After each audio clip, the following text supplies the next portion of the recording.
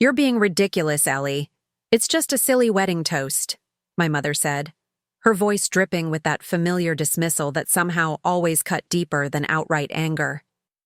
"Before we jump back in, tell us where you're tuning in from. And if this story touches you, make sure you're subscribed, because tomorrow I've saved something extra special for you." The reception hall buzzed with preparations around us, crystal glasses clinking as servers arranged them in perfect rows.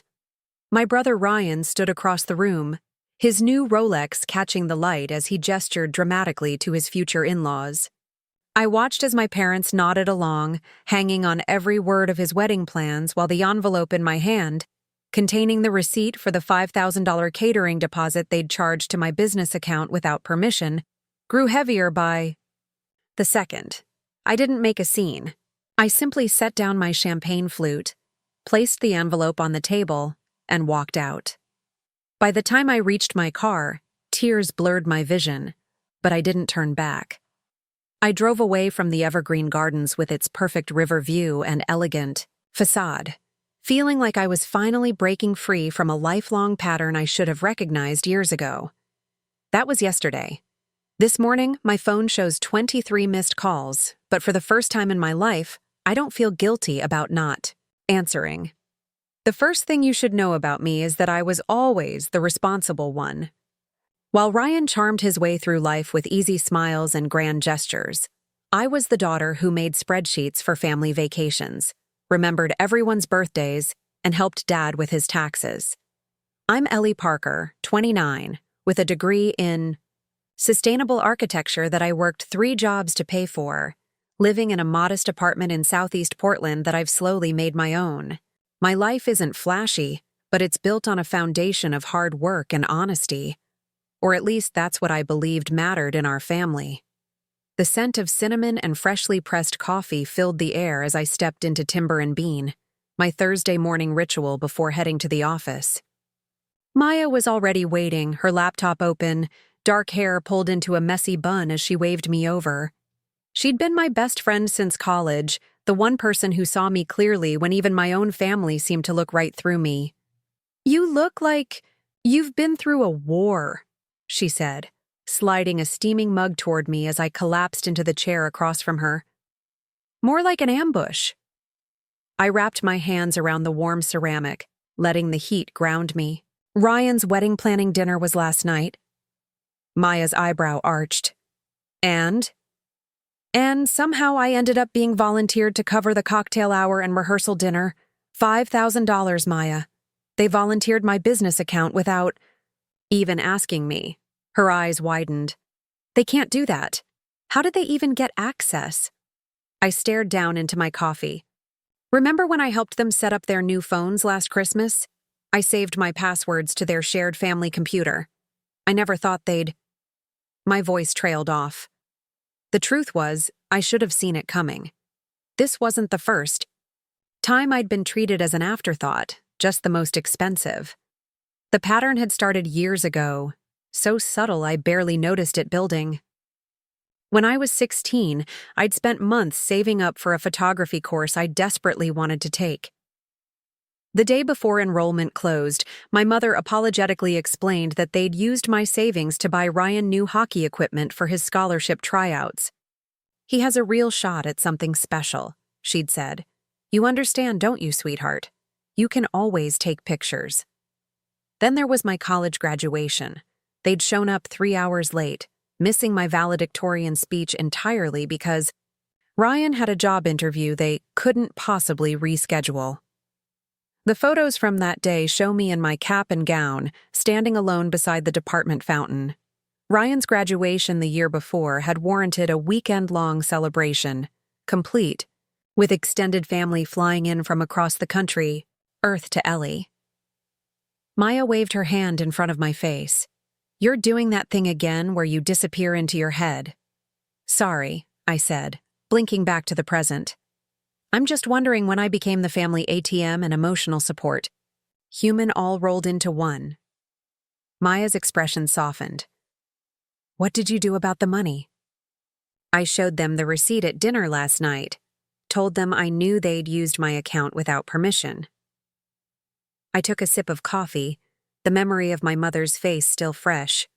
Not remorseful, just irritated at being caught. My father tried to play it off as a simple misunderstanding. Said they were going to tell me, of course, but things had been so busy with the wedding planning. And Ryan? I laughed, but there was no humor in it. Ryan said I was being dramatic, that it was just money and family helps family. Then he went right back to telling everyone about the vintage champagne they'd selected for the toast. The worst part wasn't even the money. It was what happened next, the moment that finally made everything crystal clear. My mother had pulled me aside, her perfectly manicured nails digging slightly into my arm as she whispered, "Don't embarrass us, Ellie. This is Ryan's moment. You've always been so particular about things. Can't you just be happy for your brother?" That's when I realized, in their story, I was never going to be the main character, not even in my own life. "So that's when you walked out?"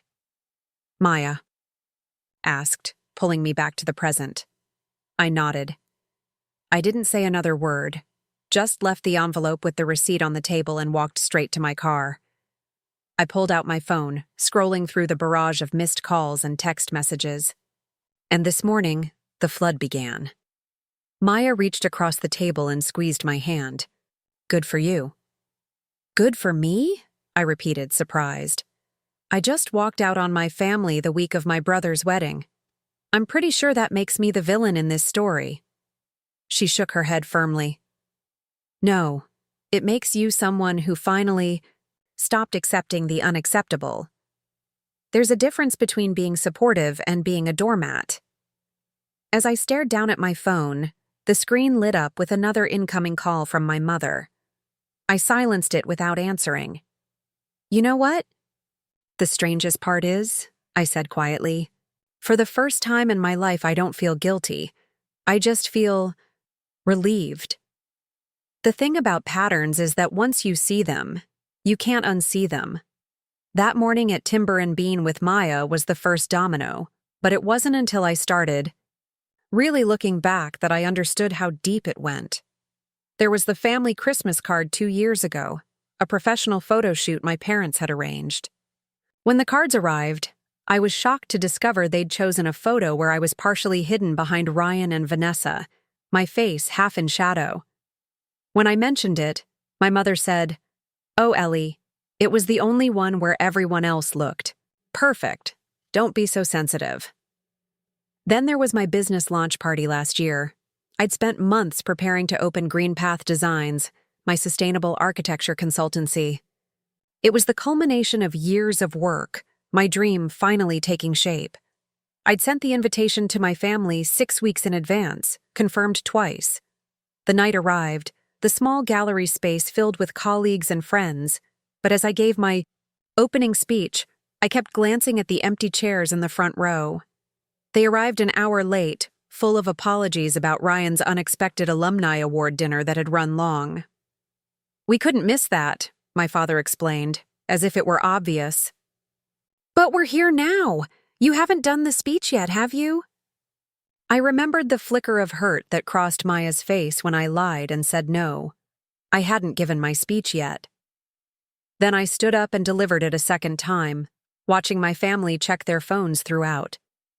These memories played through my mind as I drove to work that morning, the Portland skyline emerging through patches of fog. Preparing and narrating this story took us a lot of time, so if you are enjoying it, subscribe to our channel. It means a lot to us. Now back to the story. My phone continued to buzz with messages and calls, but I kept it on silent, focusing instead on the day ahead. I had client meetings, deadlines, people who respected my work and my time. When I arrived at the office, our receptionist Kevin looked up with concern. "Everything okay? Your mom called the office line 3 times this morning." I took a deep breath. "Everything's fine. If she calls again, please tell her I'm in meetings all day." Kevin nodded, though his expression remained worried. "Also, there's someone waiting for you in the conference room. She wouldn't make an appointment, insisted on seeing you right away." My stomach tightened as I walked down the hallway, already knowing who I'd find. Sure enough, Vanessa sat primly at the conference table, her designer handbag placed just so on the polished surface. My future sister-in-law wore the practiced smile that never quite reached her eyes, the one I'd come to know well over the past year of engagement parties and wedding planning. "Ellie," she said, standing up and smoothing her immaculate white blazer. "We need to talk." I set my laptop bag down, deliberately taking my time. "I'm actually heading into a client meeting, Vanessa. You should have called first." "I would have, but you're ignoring everyone's calls." Her smile remained fixed, plastic. "You've really upset your mother, you know. She was in tears last night." "I'm sorry to hear that," I said, not feeling sorry at all. Finding out your daughter's business account was used without permission must have been quite a shock for her. Vanessa's smile faltered slightly. "Look, there's clearly been a misunderstanding about the catering deposit. Your parents thought you'd want to contribute. Ryan has always said how supportive you are." I almost laughed at the audacity. A misunderstanding would be accidentally using the wrong credit card once. This was a deliberate choice to access my business account. Not my personal account, Vanessa, my business account, and make a substantial withdrawal without my knowledge or consent. She sighed dramatically. "Money. That's what this tantrum is about? Money?" When Ryan said you'd always been jealous of him, I didn't want to believe it, but now... "This isn't about jealousy," I interrupted, my voice steady despite the anger flaring inside me. "This is about respect, the same respect I've always shown all of you, which has apparently never been mutual." Vanessa leaned forward, dropping the pleasant façade. "The rehearsal dinner is tomorrow night. The wedding is Saturday. Whatever issues you have with your family, this isn't the time. You need to call your mother, apologize for the scene you caused, and show up with a smile like the supportive sister you're supposed to be." I studied her face, this woman who'd known me for barely a year, yet felt entitled to dictate my behavior. Behind her perfect exterior, I saw something I recognized, the same dismissive judgment I'd faced from my family for years. "No," I said simply. "Excuse me?" "No," I repeated, stronger this time. "I won't be calling to apologize. I won't be pretending everything is fine. And until I receive both an apology and repayment for the money taken from my account, I won't be attending any more wedding events." Vanessa's face flushed red. "You would ruin your brother's wedding over money? Do you have any idea how selfish that makes you look?" I picked up my bag and headed for the door, then paused. "What's selfish is expecting someone to smile while they're being exploited. What's selfish is thinking your special day entitles you to steal from others. The deposit wasn't a gift, Vanessa. It was taken without permission. That's not a misunderstanding. It's theft." Her mouth opened and closed, speechless for perhaps the first time since I'd known her. "Now, if you'll excuse me, I have clients who've actually scheduled their time with me. Please see yourself out."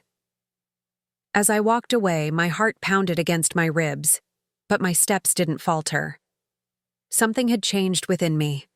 A lifetime of bending until I nearly broke had finally reached its limit. The guilt I'd always carried for standing up for myself was noticeably absent, replaced by a calm certainty that I was done being the family doormat. My phone buzzed again as I stepped into my office. Ryan this time. I hesitated, then answered. "What the hell is wrong with you?" His voice came through immediately, anger evident in every syllable. "Vanessa just called me in tears. You threatened to skip my wedding?" "I didn't threaten anything," I replied evenly. "I simply stated facts.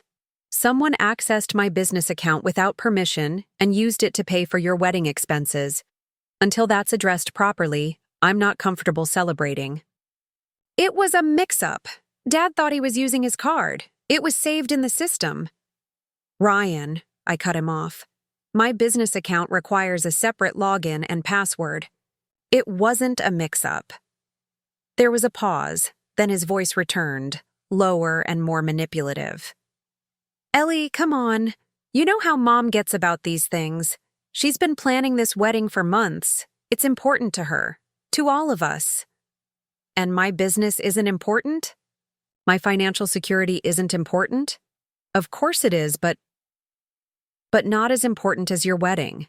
Not as important as what Mom wants. Not as important as what you want. That's always been the hierarchy, hasn't it? Another pause, longer, this time. When he spoke again, his voice had that cajoling tone he'd used since childhood to get his way. Look, if it's really about the money, I'll pay you back after the honeymoon. But you can't miss the wedding. People will talk. It will break Mom's heart. I closed my eyes, suddenly tired. That's the thing, Ryan. It's not just about the money. It's about years of being treated like an afterthought. It's about my achievements, being ignored while yours are celebrated. It's about having my boundaries repeatedly crossed because no one in this family has ever respected them. That's not fair, he protested. We've always supported you. Have you? I asked quietly. Where were you for my business launch? For my graduation speech? For the award ceremony last year when my design was recognized by the Sustainable Architecture Foundation? We had other commitments. You know how busy things get. Yes. Busy with things that were always more important than anything happening in my life. Ryan's voice hardened. So, this is revenge? You're punishing us because you feel underappreciated? No, I said firmly. This is me finally recognizing my worth. I deserve better than what this family has given me, and I'm no longer willing to pretend otherwise. Mom was right, he muttered. You've always been selfish underneath that responsible act.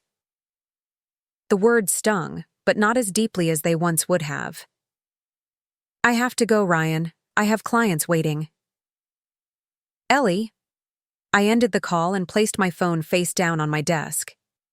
Through my office window, I could see the Portland skyline, buildings I'd always admired, structures built to last.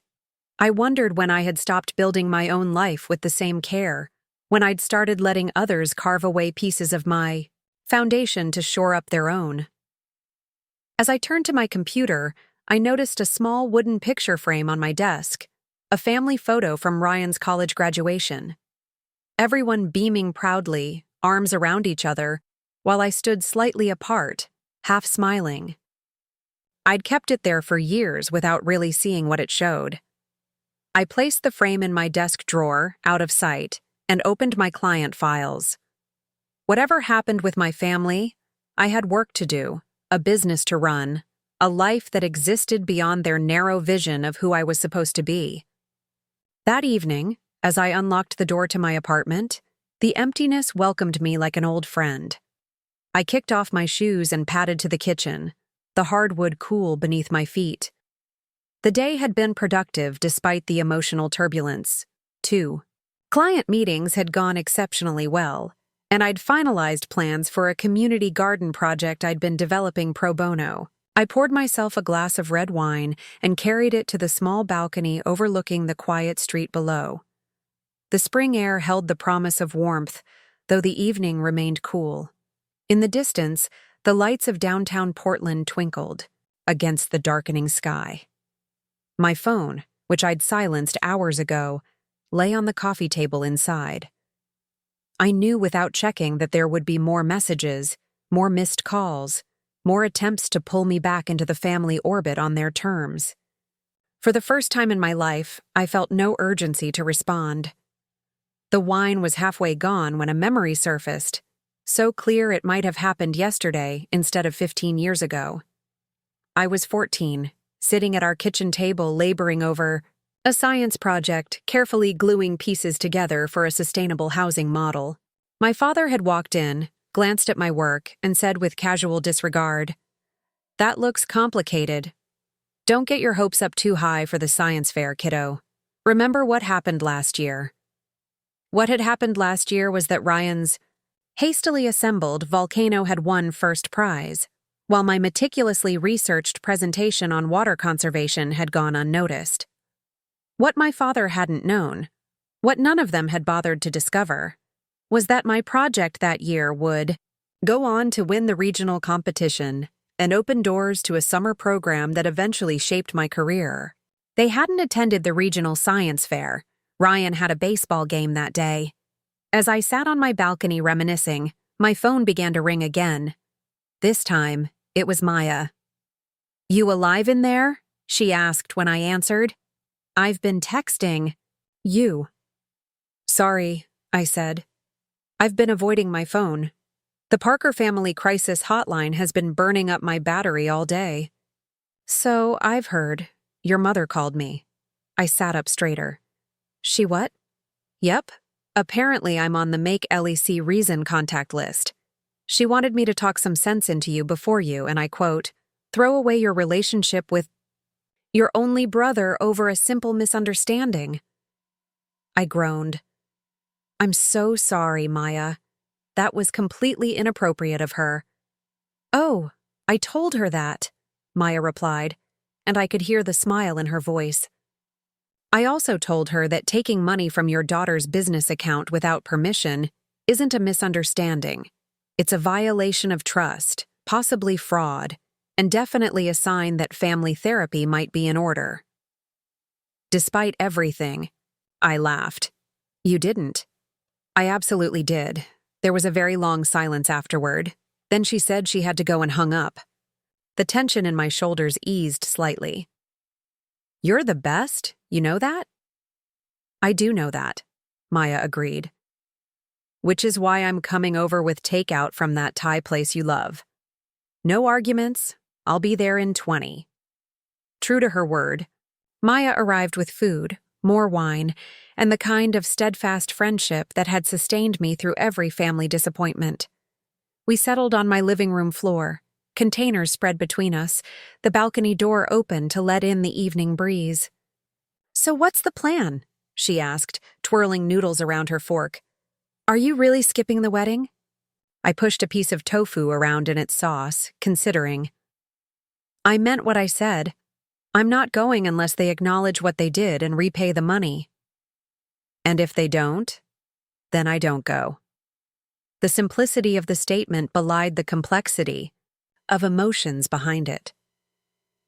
"I keep thinking about what you said this morning, about the difference between being supportive and being a doormat. I've been letting them walk all over me for years, Maya. Every time I convince myself that the next event will be different, that they'll finally see me, but it never changes." Maya nodded slowly. "They've certainly established a pattern." "It's more than a pattern. It's the fundamental dynamic of our family." I set down my fork, suddenly not hungry. "Did I ever tell you about the Portland Art Museum Gala last year? The charity auction? I think you mentioned your parents were going." I took a sip of wine.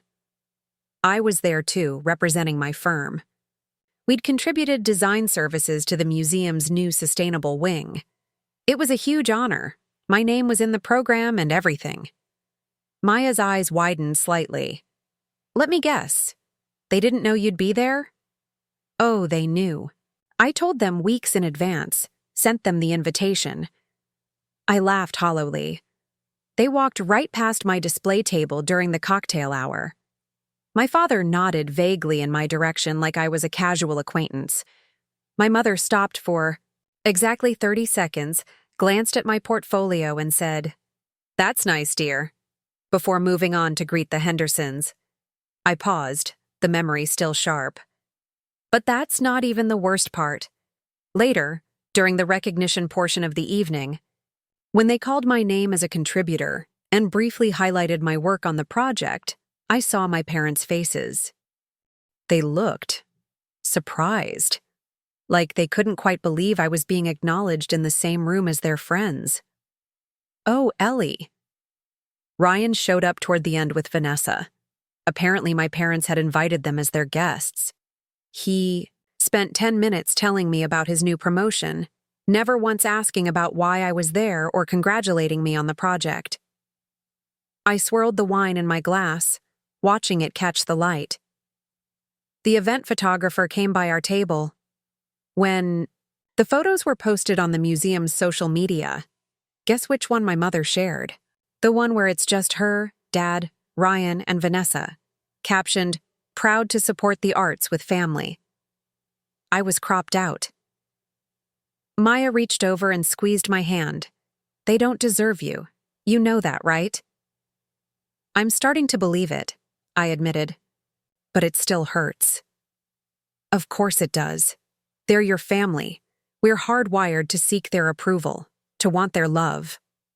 She refilled our glasses. "But that doesn't mean you have to accept conditional love or no love at all." "What if they never change?" I asked quietly.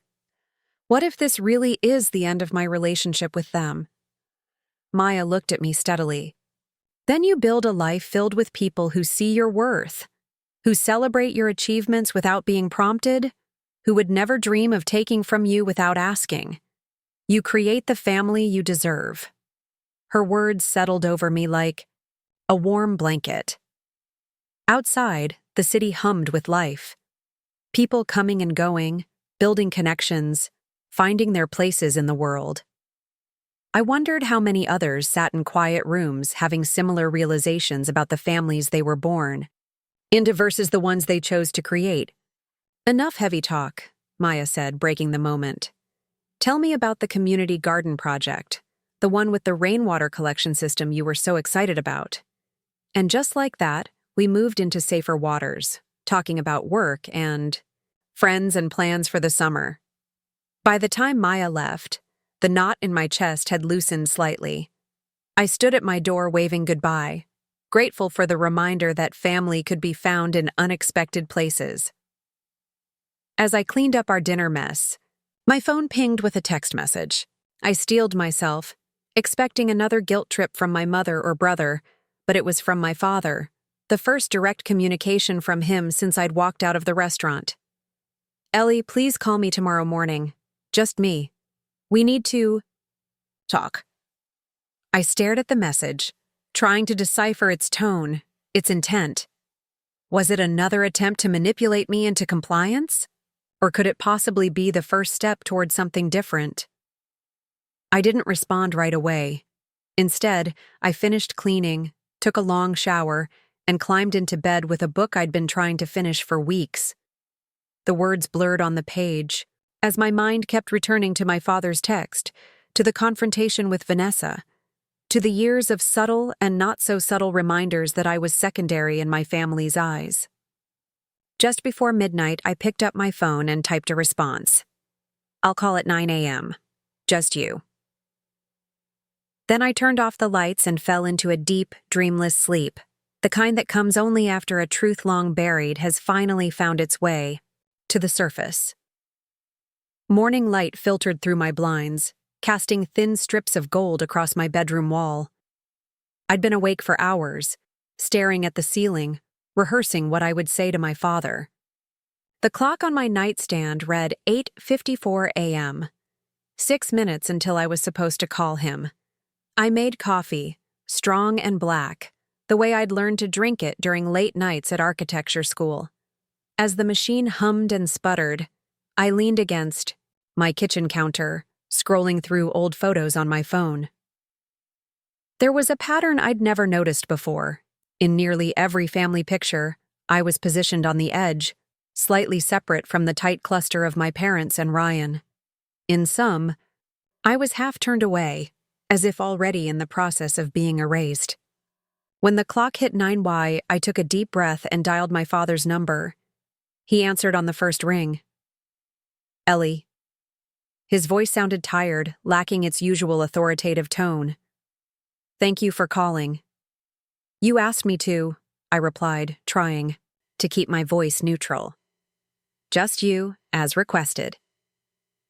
There was a pause, then a heavy sigh. "I'm at the coffee shop on Burnside, the one near your old apartment. Could you meet me here instead? I think this conversation should happen in person." I hesitated, Meeting in person meant giving up the small advantage of distance, the ability to end the call if things went sideways. But it also meant watching his face when we spoke, something no amount of phone calls could provide. "I can be there in 30 minutes, I said finally. "Thank you," he said again, and the line went dead. The coffee shop was quiet for a weekday morning, just a few students with laptops and a pair of older men playing chess in the corner. My father sat near the back, 2 cups already on the table in front of him. He looked older somehow, the lines around his eyes deeper than I remembered from just days ago. "I got you a latte," he said as I approached. "Extra shot, no sweetener. That's still how you take it, right?" I nodded, surprised he remembered. It had been years since we'd had coffee together. I slid into the chair across from him but didn't reach for the cup. "You wanted to talk," I prompted when he remained silent. My father rubbed a hand across his face. "This isn't easy for me, Ellie. Having coffee with your daughter? Being wrong." The words hung between us, unexpected and fragile. I've spent the last day and a half trying to figure out how we got here, and I keep coming back to the same answer. I've been wrong. We've all been wrong. I kept my expression neutral, though my heart had begun to race. Wrong about what exactly? About how we've treated you, about taking your money without asking, about— He gestured vaguely. A lot of things. I waited, not willing to make this easy for him. After a lifetime of being overlooked, I deserved more than vague acknowledgments. "Your mother and I accessed your business account," he continued, his voice low. "It wasn't a mistake. We knew what we were doing." "Why?" I asked, the single word carrying the weight of years of questions. "Because it was easier than admitting we couldn't afford the wedding Ryan and Vanessa wanted." My father stared down at his coffee. "Your brother has expensive taste, and so does his fiancée. The costs kept climbing, and your mother was determined that everything be perfect. So you took from me instead of being honest with them?" We told ourselves it wasn't really taking, that it was borrowing, that you wouldn't mind helping with your brother's special day. He looked up, meeting my eyes for the first time. "But we knew you would mind. That's why we didn't ask." The truth of it hung in the air between us, stark and undeniable. Not a misunderstanding, not a mix-up, a deliberate choice to take what wasn't theirs because they believed my feelings mattered less than Ryan's desires. "Do you have any idea what that money meant to me?" I asked quietly. "That wasn't vacation funds or spare cash. That was operating capital for my business, a business I built on my own, with no help from any of you." My father nodded, looking genuinely pained. "I know. I knew then too, and I did it anyway. There's no excuse." I took a sip of the latte he'd bought me, buying time to process what was happening. My father, Howard Parker, the man who had never admitted to being wrong about anything in his life, was sitting across from me acknowledging his mistakes. It felt surreal, like walking into a familiar room to find all the furniture rearranged. "What about Mom? And Ryan?" I asked finally. "Do they share this sudden insight?" My father's expression shifted, and I could read the answer before he spoke. "Your mother. She's having a harder time with this. She still believes this is about you being jealous of your brother's happiness. And Ryan? Ryan is Ryan." He shrugged slightly. "He's always been the center of our world, and we made him that way. It's not entirely his fault that he expects it to continue." The honesty was so unexpected that I almost laughed. "Why the change of heart, Dad? Why are you sitting here admitting all this instead of joining the campaign to make me fall in line?" He was quiet for a long moment, turning his coffee cup in slow circles. "Last night, after everyone had gone to bed, I found myself in my office looking at that display shelf your mother keeps, the one with all the family photos." I knew the shelf he meant, A carefully curated collection of smiling faces and milestone moments. I realized something I'd never noticed before, he continued. You're barely in any of them. And when you are, you're always on the edge, or partly hidden, or looking away. It was like seeing a pattern suddenly emerge from static. The observation so closely mirrored my own earlier realization that my throat tightened. Then I remembered what you said on the phone to Ryan about missing your graduation speech and your business launch, about your achievements being ignored.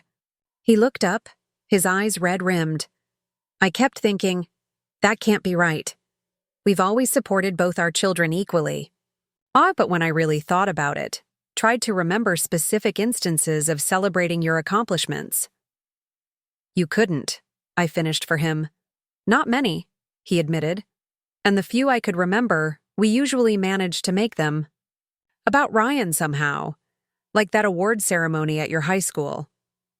When you spent the entire reception talking to Ryan's baseball coach about college prospects, I said, the memory suddenly clear. Even though I was the one who'd just received honors in 3 subjects. My father winced. Yes, exactly like that. The validation was dizzying, like suddenly having gravity shift direction. For years, I'd questioned my own perceptions, wondered if I was being too sensitive, too needy, too demanding of attention that should be more equitably distributed. To hear my father confirm what I'd felt for so long was both vindicating and profoundly sad. I'm sorry, Ellie, he said, the words simple but weighted with decades of neglect. I've been a poor father to you. Not because I didn't love you, but because I allowed myself to be distracted by your brother's more demanding presence. It was easier to give attention to the child who demanded it than to the one who had learned not to ask. I swallowed hard against the lump forming in my throat. One apology doesn't erase years of being treated like an afterthought, Dad. I know it doesn't. I'm not asking for forgiveness yet. I haven't earned it. He reached into his jacket pocket and pulled out an envelope, sliding it across the table. This is a check for the full amount we took, plus interest. It's not from your mother or Ryan. It's from me, from my personal savings. I picked up the envelope but didn't open it. And what happens now? We pretend everything's fine? I show why, up to the wedding with a smile, and we all play happy family? No, he said firmly. I'm not asking you to pretend anything. What I am asking is for a chance to try to make things right.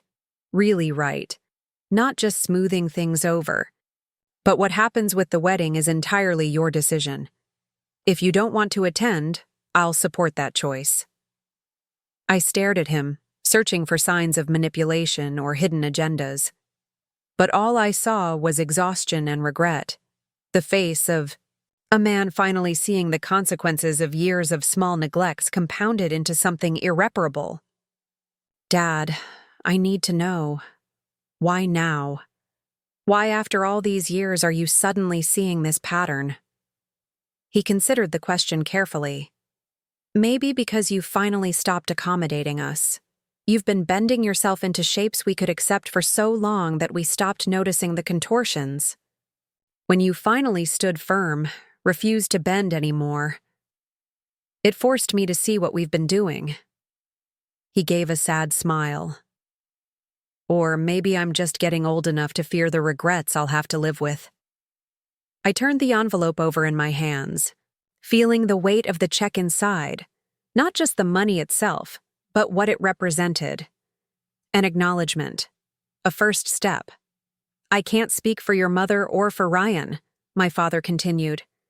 I don't know if they'll ever see what I'm seeing now, but I can speak for myself, and I can tell you that I want to do better. To be better. To really see you, Ellie. Not just the convenient version of you we've constructed. The words were everything I'd wanted to hear for years, and yet now that they were being spoken, I found myself uncertain how to respond. Hope and skepticism warred within me. Hope that genuine change was possible, skepticism born from years of disappointment. "I appreciate the check," I said finally, "and the apology, but I need time to think about the rest." He nodded, accepting this boundary without protest, another small but significant departure from our usual dynamic. "Of course, take all the time you need." We finished our coffee. In silence, the weight of unspoken histories hanging between us. As we stood to leave, my father hesitated, then asked, "What will you do about the rehearsal dinner tonight?" "Your mother's been calling the restaurant every hour checking if your place setting should be removed." The question grounded me back in the immediate reality of Ryan's wedding weekend. Despite the unexpected turn with my father, nothing had changed with my mother or brother. "I won't be there," I said, the decision solidifying as I spoke it. I can't sit through another event where my presence is treated as optional while my checkbook is considered essential. My father nodded, disappointment visible but restrained. "I understand. And the wedding itself?" "I don't know yet," I answered honestly. "That depends on a lot of things." We walked out of the coffee shop together, pausing awkwardly on the sidewalk. In a surprising gesture, my father opened his arms slightly, offering a hug but not insisting on it. After a moment's hesitation, I stepped forward, allowing the brief embrace. "Thank you for meeting me," he said as we separated, "and for listening." I nodded, unable to find the right words to encompass everything I was feeling. As I watched him walk to his car, his shoulders slightly stooped, I wondered if this was a genuine turning point or simply a temporary deviation before returning to our established patterns. The envelope felt heavy in my pocket as I drove to my office. I had client meetings scheduled all day, designs to finalize, emails to answer, a life that continued regardless of family drama. The normalcy was a comfort after the emotional intensity of the morning. Kevin looked up expectantly as I walked in. "Everything okay? Your mom called again this morning, twice." "Everything's fine," I said, and was surprised to find I almost meant it. "If she calls again, you can tell her I'm unavailable but will return her call when I can." "Will do." He handed me a stack of messages. "Oh, and Maya dropped this off for you earlier." He passed me a small paper bag. Inside was a chocolate croissant and a note in Maya's distinctive handwriting. "Fuel for whatever today brings. I'm proud of you for standing your ground. Call me." The simple gesture of support brought an unexpected lump to my throat. This was what real care looked like. Not grand declarations or expensive gestures, but consistent, thoughtful presence. My morning passed in a blur of client calls and project reviews. I was grateful for the distraction, for the chance to immerse myself in work I loved and was good at. Here, my contributions were valued, my expertise respected without question. The contrast with my family dynamics couldn't have been sharper. Around noon, my office phone rang. It was my assistant. "Ellie, there's a Ryan Parker here to see you. He doesn't have an appointment." I closed my eyes briefly, centering myself. "Give me 5 minutes, then send him in." I used those 5 minutes to finish my current task and mentally prepare. When Ryan walked through my door, I was seated calmly at my desk, my expression neutral. My brother looked uncharacteristically disheveled, his normally perfect hair slightly mussed, his designer shirt wrinkled. He carried a large envelope under one arm and wore the expression I recognized from childhood, the one he used when trying to charm his way out of trouble. "Nice office, sis," he said, glancing around at my awards and framed designs on the walls. "I don't think I've actually been here before." "You haven't," I confirmed. "What brings you by, Ryan? I thought you'd be busy with wedding preparations." He dropped into a chair across from me without waiting for an invitation. "Dad told me about your meeting this morning." "Did he?" "Yeah. Said you two had a heart-to-heart, that he apologized for the misunderstanding with your account." Ryan shifted uncomfortably. "He also said some other things, about how we've treated you over the years." I waited, curious to see where this was going. Unlike my father's genuine remorse, Ryan's demeanor suggested someone going through motions he didn't fully understand or believe in. "Look, if I've ever made you feel less than, that wasn't my intention," he said, the words practiced, hollow. "We're family. Family supports each other. Family respects each other," I corrected gently. "Family doesn't take without asking. Family doesn't consistently ignore one member's achievements while celebrating another's." Ryan frowned. "That's not fair. No one ignored your whatever achievements. We've always been proud of you." "Name one," I challenged. "Name one achievement of mine that this family celebrated without turning the conversation back to you." He opened his mouth, then closed it, genuinely stumped.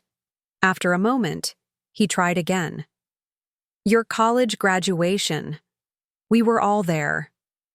You were late, missed my speech entirely. And at dinner afterward, the conversation was almost exclusively about your job interview."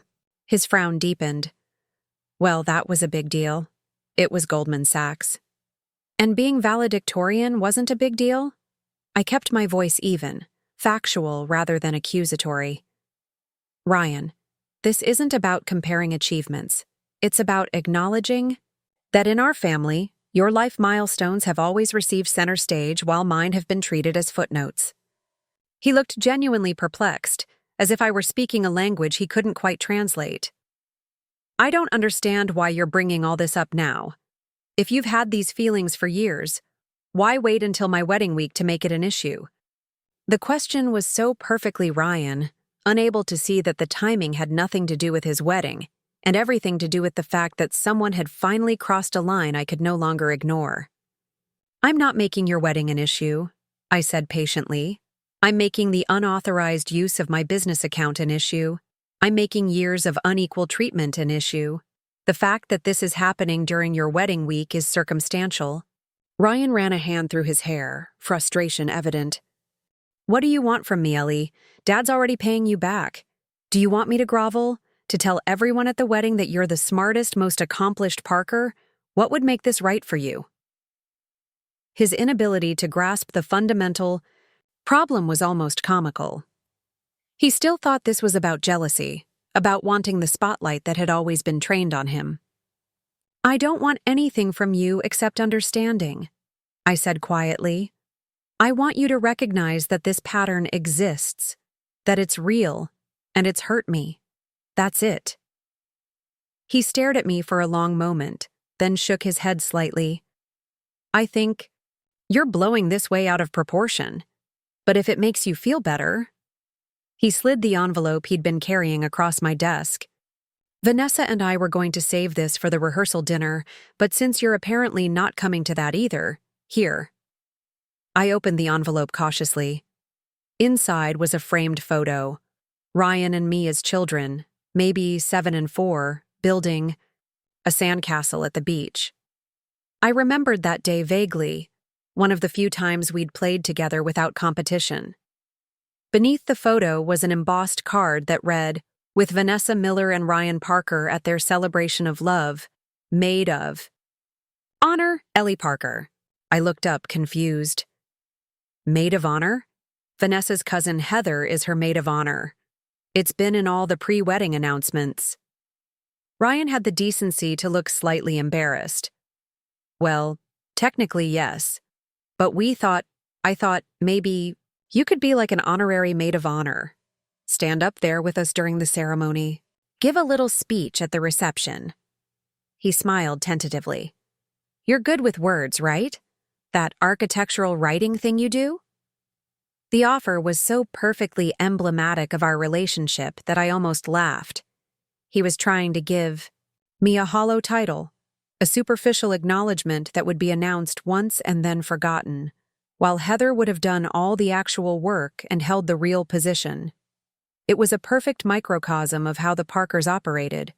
Appearances over substance, gestures over genuine change. "Ryan," I said carefully, "do you understand that offering me a symbolic role at the last minute after Heather has done all the actual maid of honor duties, is exactly the kind of tokenism I'm talking about?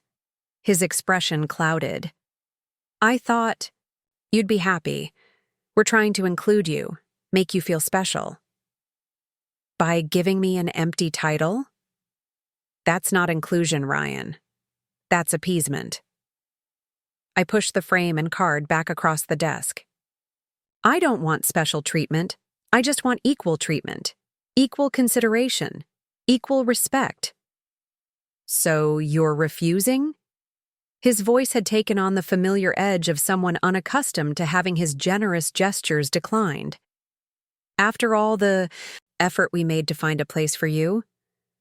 That's exactly it. You shouldn't have to find a place for your only sister in your wedding. I should have had a place from the beginning. I leaned forward, trying one more time to make him understand. This isn't about titles or speeches, Ryan. It's about patterns. It's about the fact that using my account without permission wasn't an anomaly. It was consistent with how this family has always treated me. Ryan stood up abruptly, shoving the rejected gift back into its envelope. I thought Dad was overreacting when he said we'd made you feel invisible. Clearly he was right. Nothing we do will ever be enough for you. That's not true, I said, standing as well. Acknowledgement would be enough. Genuine understanding would be enough. But this...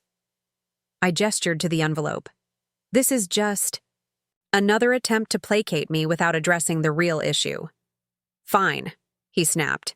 Stay home, skip the wedding. Nurse your grievances alone while the rest of us celebrate. He moved toward the door, then paused.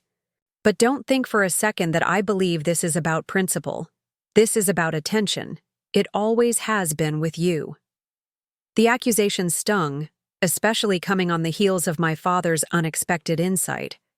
It was a stark reminder that, even if one family member began to see the truth, it didn't mean they all would. I hope your wedding is everything you want it to be, Ryan, I said softly.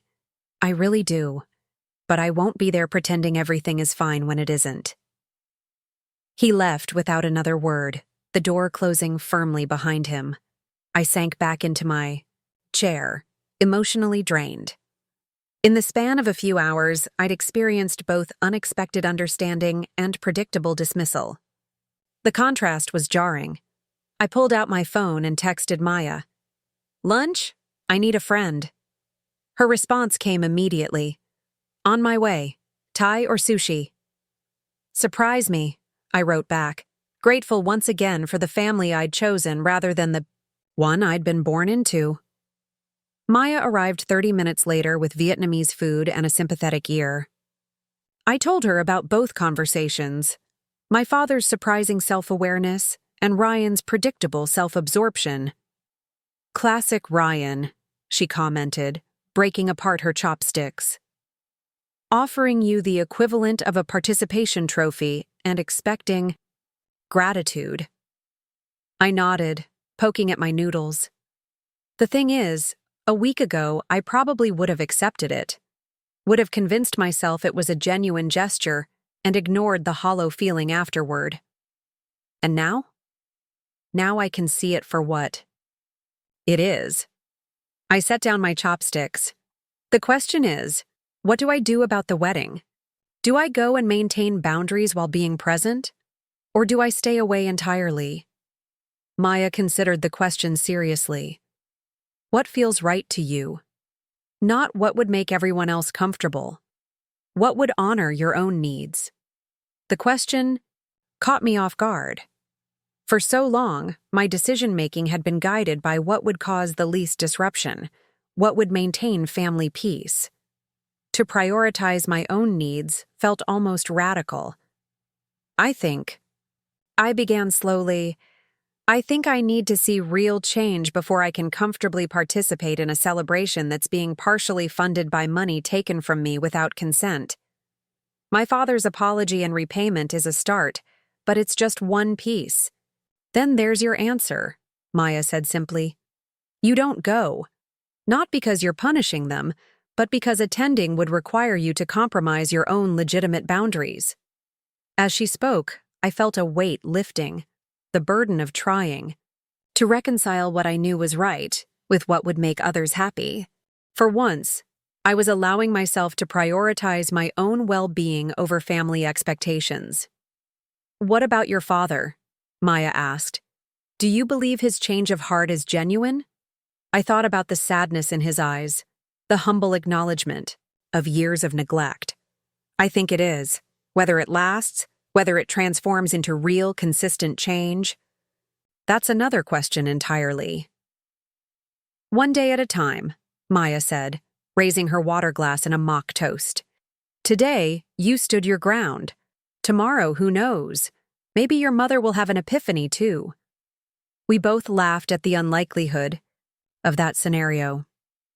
As our lunch continued, the conversation shifted to work projects and weekend plans, the normal rhythms of life that continued regardless of family drama. By the time Maya left, I felt steadier, more centered in my decision. That evening, as the rehearsal dinner began across town without me, I sat on my balcony with a glass of wine and my sketchbook, drawing preliminary designs for a community garden project I'd been thinking about for months.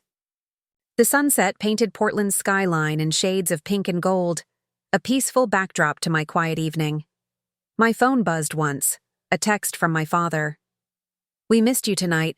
Your place was set anyway. I hope that was okay." The message brought a small smile to my face. It wasn't grand, wasn't a sweeping declaration of change, but it was acknowledgement. My absence had been noted. My place had been held. Small steps, but steps nonetheless. I texted back, "It was okay. Thank you for letting me know." As night fell over the city, I felt a curious sense of peace. Tomorrow was the wedding, a day that would bring its own decisions and potential confrontations.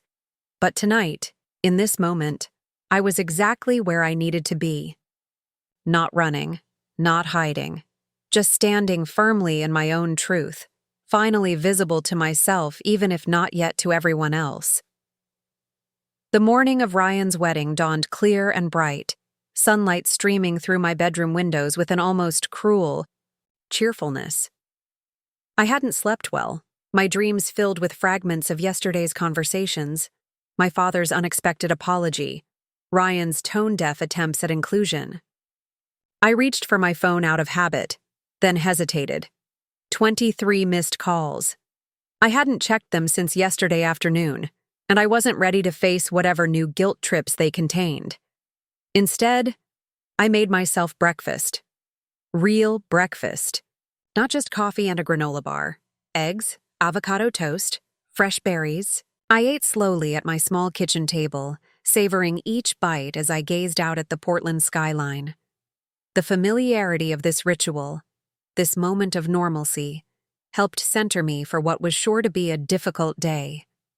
By 10 o'clock, I had showered and dressed in comfortable clothes, soft jeans and a pale blue sweater. The wedding wasn't until 4, which meant I still had hours to decide whether I would attend. The invitation lay on my coffee table where I'd placed it weeks ago, cream-colored cardstock with gold lettering. Together with their families, Vanessa Miller and Ryan Parker request the honor of your presence. The irony of that phrasing wasn't lost on me. Together with their families, as if we were a single, united entity moving in harmony toward this day. As if I hadn't been an afterthought in the planning process until my checkbook became relevant. I was considering going for a run to clear my head when my phone rang. Not a call I'd been avoiding, but Maya. "Hey," I answered, grateful for the friendly voice. "How are you holding up?" She wasted no time with pleasantries. "I'm okay." I settled onto my couch, still processing yesterday. "Your dad's apology. Do you think he meant it?" I considered the question carefully. I think he did. Whether it translates into lasting change, that's another question. But in that moment, I believe he genuinely saw what's been happening and felt remorse. And Ryan? Ryan is... I sighed. Ryan thinks this is about attention, about me being jealous of his spotlight. Classic, Maya snorted. So what's your plan for today? The Evergreen Gardens, 4 o'clock. The simple question hung between us, loaded with implications. I don't know, I admitted. Part of me thinks I should go, for my father if nothing else. He's trying. But another part doesn't want to pretend everything's fine when it isn't, Maya finished for me. Exactly. I picked at a loose thread on my sweater. And there's still my mother to consider. She hasn't even acknowledged what they did, let alone apologized. Your mother is a piece of work, Maya said, not unkindly. Remember when she told you your master's thesis presentation outfit made you look desperate for attention? While wearing a sequined blazer herself, I added with a small laugh. The memory had stung at the time, but now it just seemed sadly predictable. We were quiet for a moment, then Maya spoke again. Whatever you decide, I support you. Go or don't. Go. Just make sure you're doing it for the right reasons. What are the right reasons? I asked, genuinely uncertain. The ones that honor your own needs instead of sacrificing them to make everyone else comfortable, she replied without hesitation. The ones that move you forward instead of keeping you stuck in old patterns. After we hung up, I sat with her, words turning them over in my mind. What would truly move me forward? Skipping the wedding entirely felt satisfying in a visceral way, but also potentially divisive in a way that might preclude future healing. Attending as if nothing had happened felt impossible, a betrayal of the boundaries I'd finally established. Was there a middle path? I was still contemplating this question when my doorbell rang. I wasn't expecting anyone, and for a moment I considered not answering. But curiosity got the better of me. Through the peephole, I saw my Aunt Carol, my mother's sister, but always the gentler of the two. Her silver-streaked dark hair was pulled back in a neat bun, and she wore a simple cardigan over dress pants. Ellie, she said, when I opened the door, her voice warm but cautious. I hope I'm not intruding. Aunt Carol, I replied, genuinely surprised. No, not at all. Come in. She stepped inside, looking around with interest.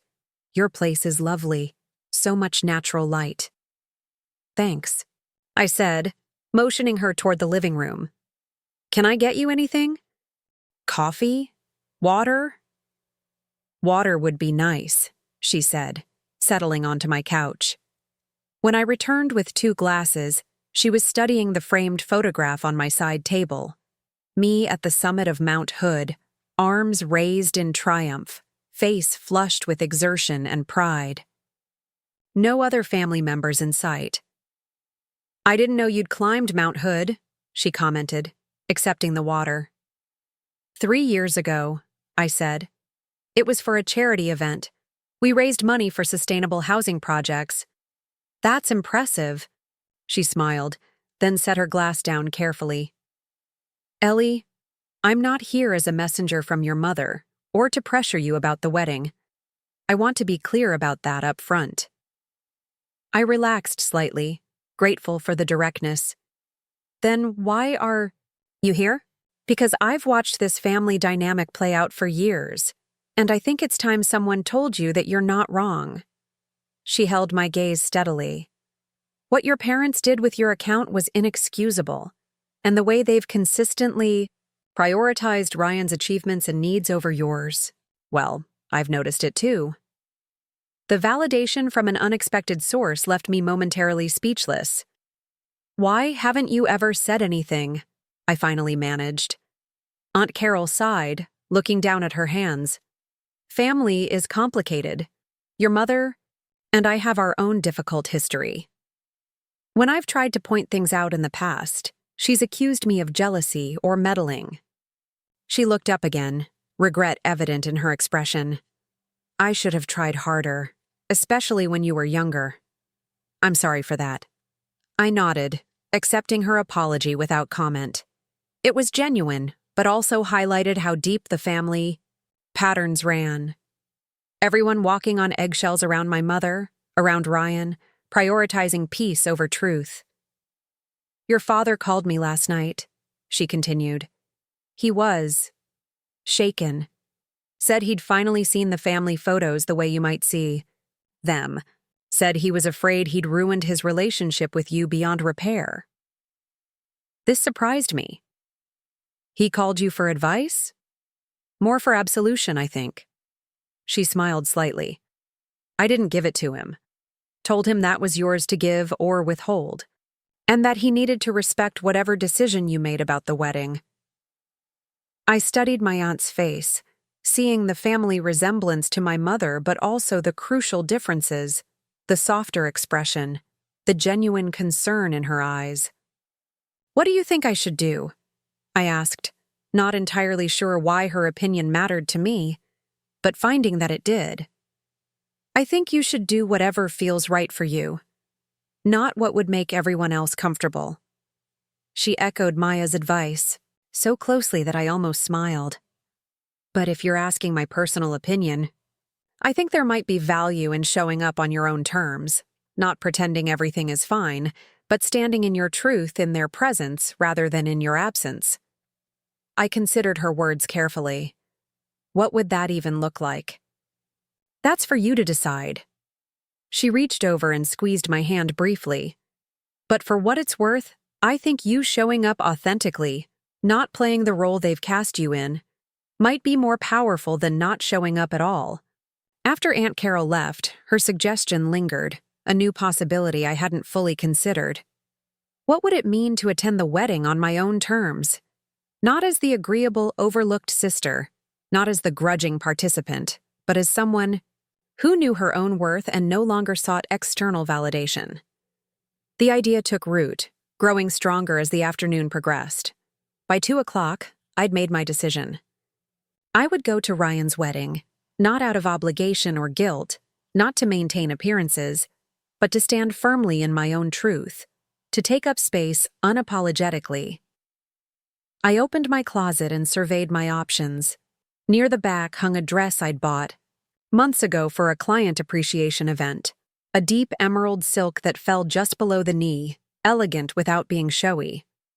I'd received several compliments on it at the event, which had promptly been forgotten in the wake of Ryan's engagement announcement the following week. I laid the dress on my bed and headed for the shower, a plan forming in my mind. This wouldn't be about blending in or making everyone comfortable. This would be about being visibly, undeniably present, no longer the ghost on the periphery of family photos. At 3:30, I stood before my mirror, making final adjustments to my appearance.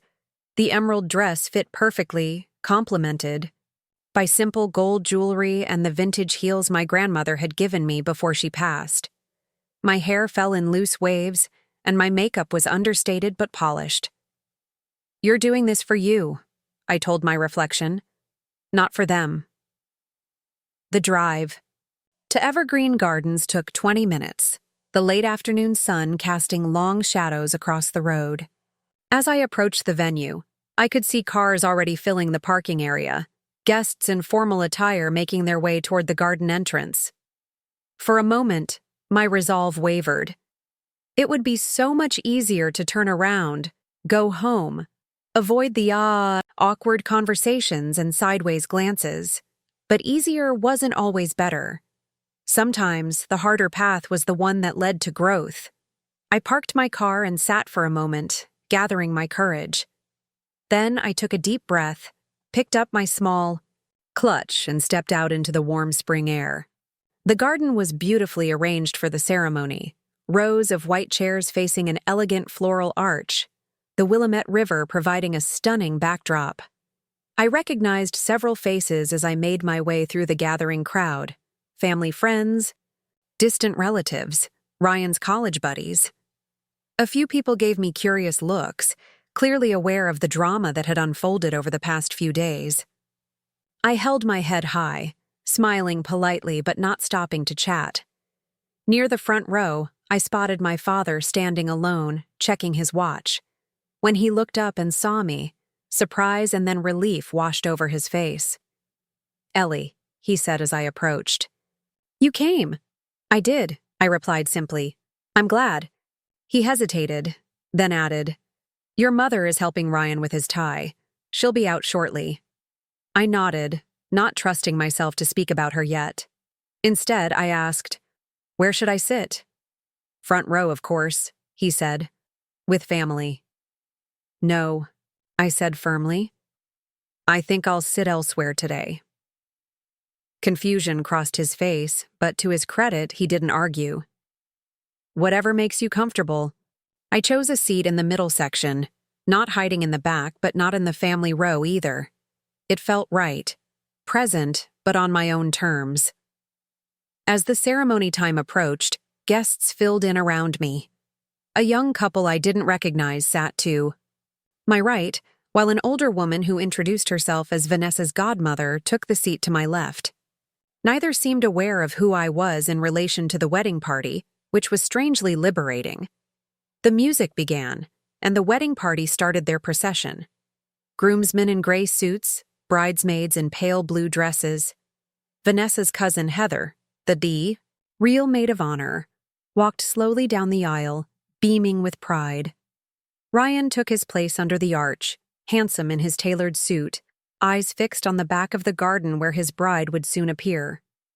My parents seated themselves in the front row, my mother's ivory suit immaculate, her posture rigid. She hadn't looked around to see if I was present, hadn't even glanced in my direction. Whether this was because she assumed I wouldn't come or because she was still angry, I couldn't tell. Then the music changed, and everyone stood as Vanessa appeared, radiant in her white gown, arm linked with her father's. She was genuinely beautiful in that moment, her happiness palpable as she locked eyes with Ryan. Whatever issues I had with my brother, with my parents, I couldn't deny that the love between them appeared genuine. The ceremony proceeded as planned, vows exchanged, rings presented, a brief but touching reading by Vanessa's younger sister. I watched it all with a curious detachment, neither resentful nor particularly moved. It was simply an event I was witnessing, no longer carrying the emotional weight I had assigned to it. When it ended and the newlyweds made their way back down the aisle, Ryan's eyes briefly met mine. He faltered for just a step, clearly shocked to see me there. Vanessa, noticing his reaction, followed his gaze to where I sat. Her expression flickered between surprise and uncertainty before she recovered, tugging him gently forward. The guests began to disperse, making their way toward the reception area on the other side of the garden. I lingered in my seat, giving myself a moment before facing the inevitable family interactions. The older woman beside me patted my hand. "Beautiful ceremony, wasn't it?" she said kindly. "Yes," I agreed, finding that I meant it. "It was." She gathered her purse and shawl. "Will you be at the reception, dear?" "Yes," I said, making the decision in that moment. "I will be." The reception was held in a glass-walled pavilion overlooking the river, tables arranged around a polished wooden dance floor. A string quartet played softly near the entrance, and servers circulated with champagne and hors d'oeuvres. I accepted a glass and moved through the room, nodding to acquaintances but not seeking conversation. I was studying a display of family photos near the gift table, noticing that I was, predictably, present in only 2 of the dozen or so frames, when I felt someone approach from behind. "You actually came." My mother's voice was tight, controlled. I turned to face her. "I did." "Why?" The single word contained multitudes, accusation, confusion, perhaps even a hint of hope. "Because I wanted to," I replied simply. "Because it was my choice to make." She studied me, taking in my appearance with a critical eye. "That color has always been too bold for your complexion." The familiar criticism washed over me without landing. "I disagree. I think it suits me perfectly." Her lips pressed into a thin line. Your father says he's spoken with you, that he apologized for the misunderstanding. It wasn't a misunderstanding, Mom, I said calmly. It was a deliberate decision to use my business account without permission. We were going to tell you, she insisted. We just hadn't found the right moment. The right moment would have been before you used it, I pointed out. But that's not really the issue, is it? It's just a symptom of a much deeper problem. Her posture stiffened further. I don't know what you mean. I think you do. I set my champagne glass down carefully. I think you've always known on some level that you've treated Ryan and me very differently. That you've consistently prioritized his needs, his achievements, his happiness over mine. That's ridiculous, she scoffed. We've always loved you both equally. Love isn't measured in abstract feelings, Mom. It's measured in actions, in attention, in the way you make someone feel valued. I kept my voice low, aware of the celebration happening around us. When was the last time you celebrated something I accomplished without turning the conversation to Ryan? She opened her mouth, then closed it again, clearly struggling to find an example. It's okay, I said, surprising myself with how much I meant it. I don't need you to pretend anymore. I don't need you to suddenly become the mother I always wanted. I just need you to acknowledge the reality of our relationship, not the fiction you've created. Something flickered in her eyes. A brief flash of recognition, quickly buried beneath defensiveness. You've always been so sensitive. So quick to feel slighted. It's exhausting, Ellie. Not everything is about you. That's just it, I said, allowing myself a small smile. Nothing has ever been about me in this family, and I've finally stopped expecting it to be. Before she could respond, the announcement came for guests to take their seats for dinner. My mother gave me one last inscrutable look before turning away. Your place card is at the family table, she said over her shoulder. If you're staying, that's where you belong. I watched her go, then made my way around the room, checking. Table assignments. Sure enough, there was my name at the head table, wedged between a groomsman I'd never met and one of Vanessa's cousins. I picked up the card, turned it over in my hands, then quietly set it back down. Instead, I found an open seat at a table, near the back, with a group of Vanessa's work colleagues who welcomed me warmly when I introduced myself as Ryan's sister. They were pleasant company, asking polite questions about my job, sharing amusing stories about Vanessa in the office. None of them seemed aware of any family drama, and I found their easy conversation refreshing. From this vantage point, I could observe the head table without being directly in the spotlight. Ryan and Vanessa sat in the center, surrounded by their closest friends and family members. My parents flanked Ryan's side, my empty seat conspicuously vacant. Every so often, my father would glance in my direction, a question in his eyes. My mother kept her gaze firmly ahead, as if my absence from the table confirmed everything she'd already believed about me. Dinner was served, expertly prepared salmon with seasonal vegetables, the catering I'd unknowingly funded. The irony wasn't lost on me, but it no longer stung the way it might have days ago. The money had been repaid, and more importantly, the pattern had been named. That was worth more than any dollar amount. After the main course, Vanessa's father rose for the traditional father of the bride toast. He spoke eloquently about love and commitment, about watching his daughter grow into the remarkable woman she'd become. When he finished, glasses were raised and warm applause followed. Then it was my father's turn. He stood somewhat stiffly, champagne glass in hand, looking uncharacteristically nervous. For those who don't know me, I'm Howard Parker, Ryan's father, he began. It's a tradition at weddings for fathers to offer wisdom about marriage and family. But standing here today, I find myself questioning what wisdom I truly have to share. A murmur rippled through the crowd. This was clearly not the light-hearted toast they'd been expecting.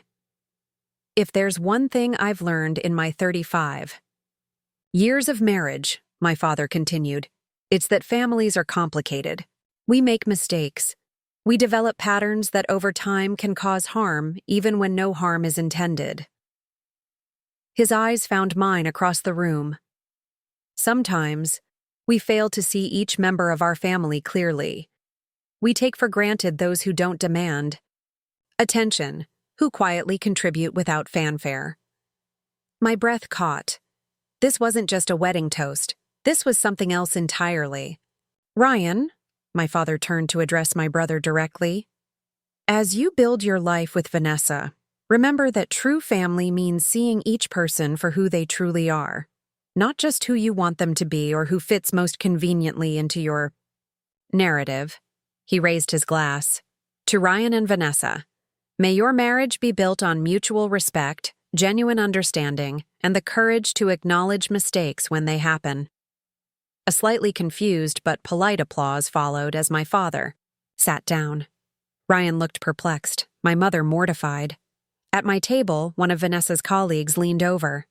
That was interesting, she whispered. Is your dad always so philosophical? No, I replied, unable to keep a small smile from forming.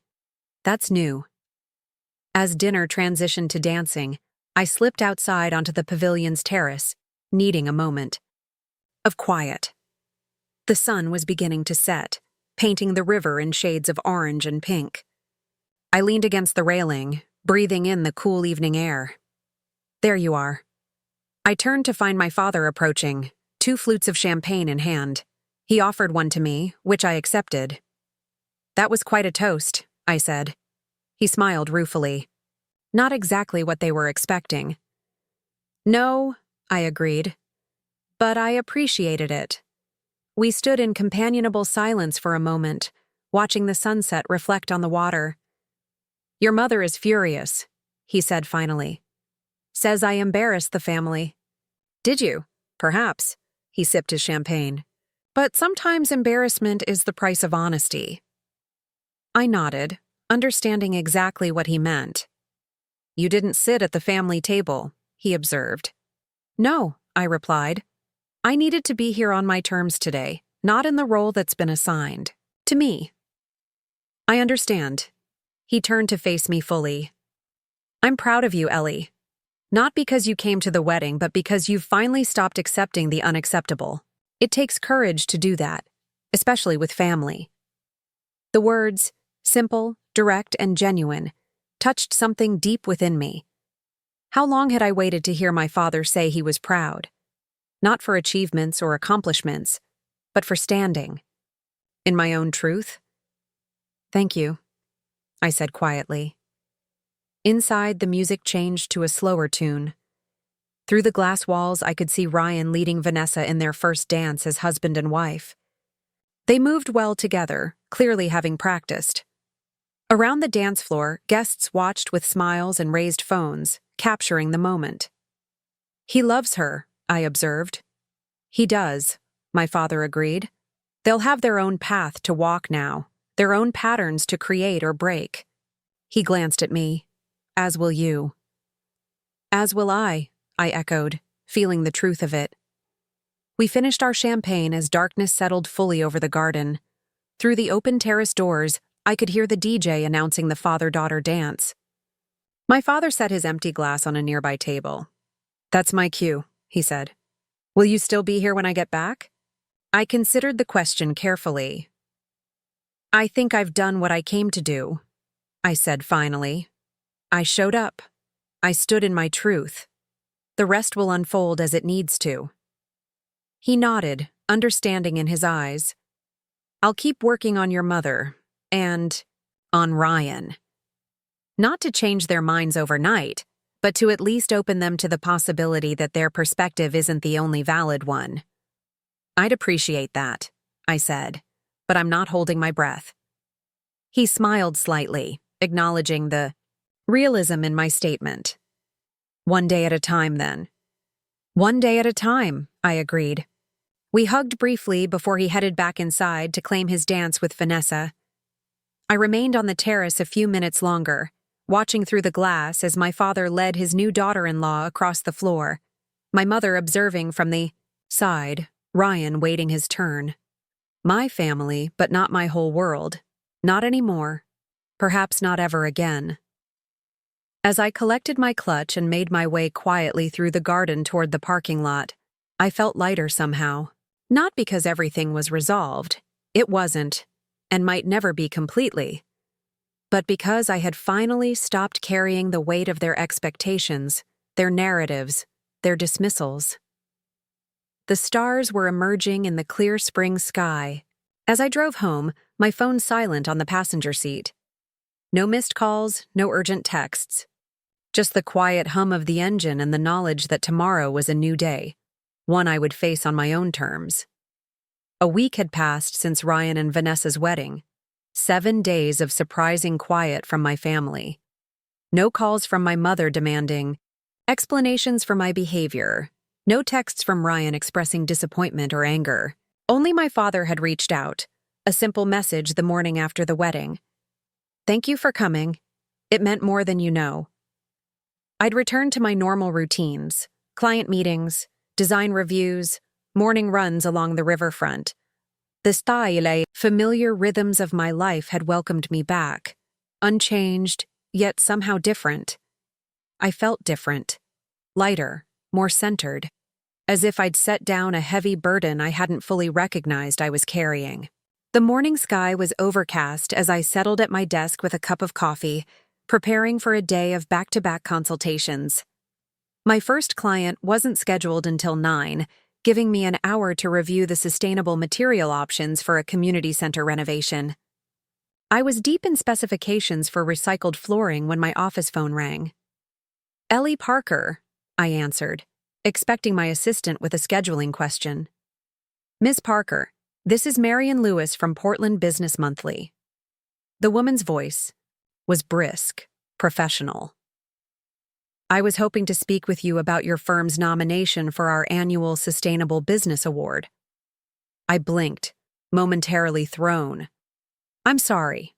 What nomination?" "Greenpath Designs has been nominated in the small business category for your work on the Riverside Commons project, particularly innovative use of reclaimed materials while staying within budget constraints." She paused. "You didn't know?" "No," I admitted. "This is the first I'm hearing of it." "Well, congratulations. You're one of 3 finalists. We'd like to feature you in our upcoming issue, perhaps a photo shoot at your office or one of your project sites." We scheduled the interview for the following week, and I hung up, still processing the unexpected recognition. The Riverside Commons had been a labor of love, a mixed-use development in a formerly industrial area designed with community input and sustainability as guiding principles. I was proud of the work, but hadn't imagined it would garner this kind of attention. My phone buzzed with a text from Maya. "Just heard the news? Business Monthly finalist? We're celebrating tonight. No arguments." I smiled, wondering how she'd found out so quickly, then remembered she had a friend who worked at the magazine. Before I could reply, another text came through, this one from my father. "Just saw the Business Monthly announcement. Congratulations, Ellie. Truly deserved." The simple acknowledgement sent a warm current through me. Not effusive praise, not over-the-top excitement, just quiet recognition. Perhaps the most genuine response I'd ever received from him regarding my professional achievements. I typed back a quick, "Thank you," then set my phone aside, returning to my work with renewed focus. The morning passed in a productive blur, client calls interspersed with congratulatory messages from colleagues who'd seen the announcement. By lunchtime, I was ready for a break, my desk covered in material samples and sustainability reports. I was just about to order delivery when my assistant buzzed. "There's someone here to see you. He doesn't have an appointment, but he's insistent." A familiar pattern. Unexpected visitors seem to be becoming a habit lately. "Who is it?" "Says his name is Ryan Parker. Your brother?" My stomach tightened slightly. "I'll be right out." Ryan stood awkwardly in the reception area, hands shoved in the pockets of his expensive jeans, looking out of place among the sustainable design portfolios and reclaimed wood furnishings. He'd always seemed more at home in sleek corporate settings, glass and chrome, not bamboo and recycled textiles. "Ryan," I said, keeping my voice neutral, "this is unexpected."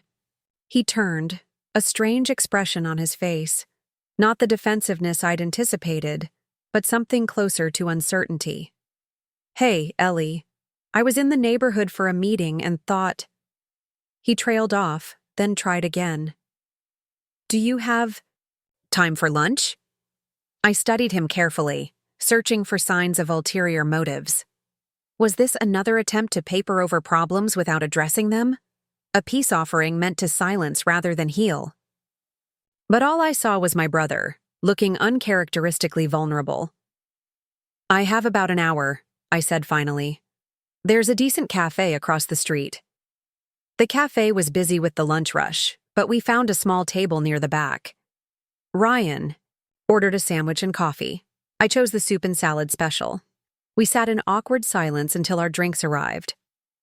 "Congratulations on the Business Monthly thing," he said, adding cream to his coffee.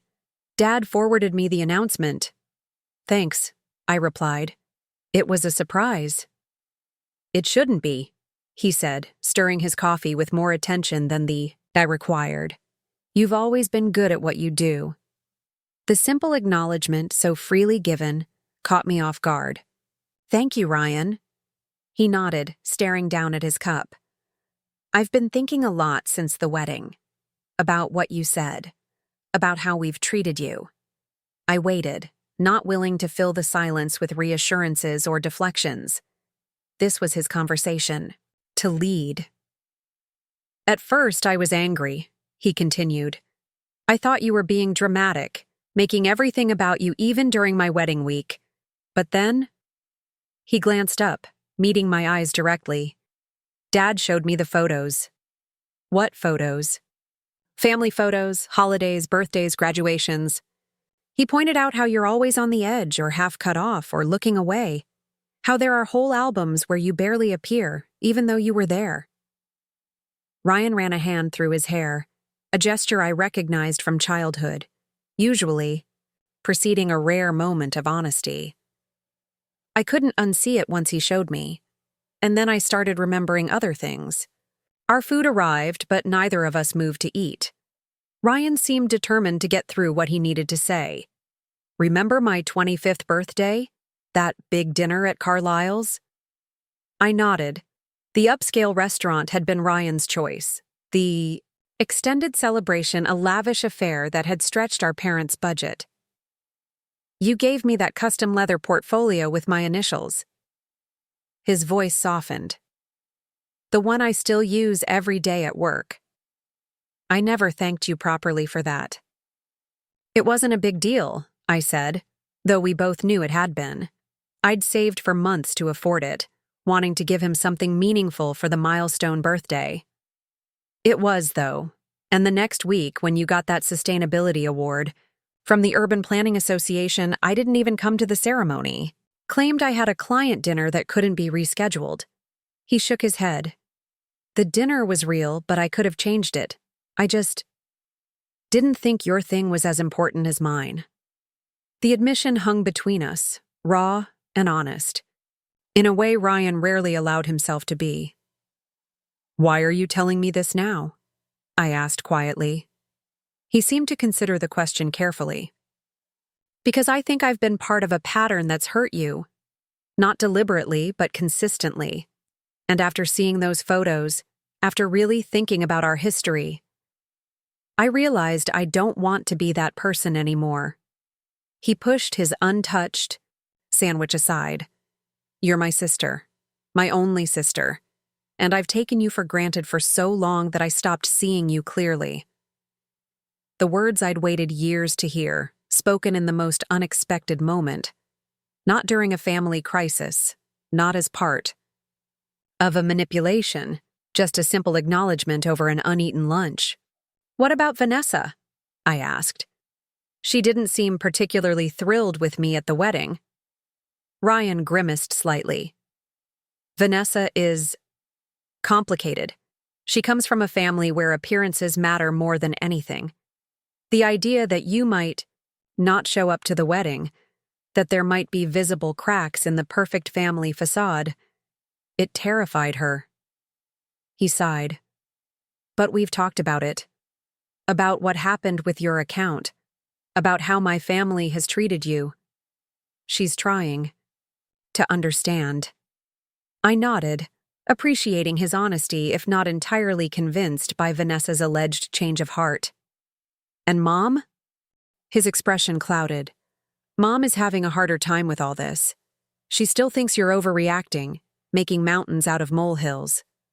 He hesitated, then added, but she was surprised when Dad pointed out the photo thing. I think it shook her more than she wants to admit.